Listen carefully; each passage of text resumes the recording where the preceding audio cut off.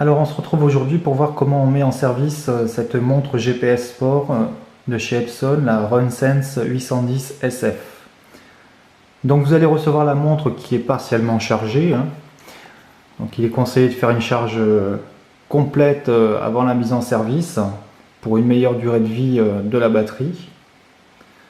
Alors là, il faut savoir que la montre est livrée avec son chargeur mais sans adaptateur secteur.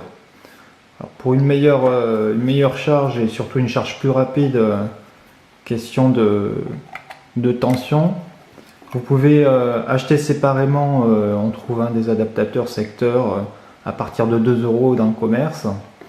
Donc ce sera beaucoup plus rapide de cette façon-là. Moi, à titre personnel, je me suis servi, j'avais déjà un chargeur pour ma Garmin. Il faut savoir que ce sont des chargeurs universels dont je me sers également, par exemple pour ma Petzl Nao, ma lampe frontale. Voilà. Donc une fois que la charge est complète, n'hésitez pas à la laisser pour la première charge toute une nuit. Donc vous avez un indicateur de charge qui vous indique en fait quand vous êtes à 100%. Voilà. Donc une fois cette étape passée, on peut passer donc au niveau des paramétrages personnels. Donc on commence par la langue. Donc on va sélectionner bien évidemment la langue qui convient. Voilà. Ensuite l'unité de distance, pour nous ce sera le kilomètre. Après chacun bien évidemment va rentrer ses paramètres personnels.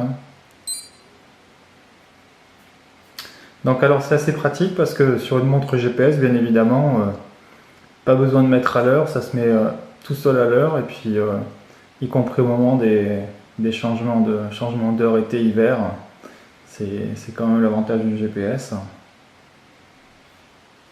Voilà, donc une fois la mise à l'heure terminée, vous pouvez partir, aller faire votre première sortie. Alors il est conseillé quand même, avant d'aller courir, donc de procéder pour un bon calibrage du capteur de foulée qui va déterminer votre amplitude et votre cadence de foulée, notamment en cas de décrochage du GPS pour continuer à vous suivre.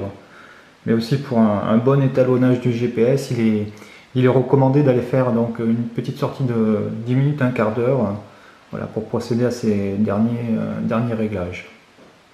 Voilà, donc on se retrouve très prochainement pour un prochain test. On rentrera plus en détail dans tout ce qui est la navigation des menus et également l'utilisation de l'interface Run Connect qui est liée à la montre.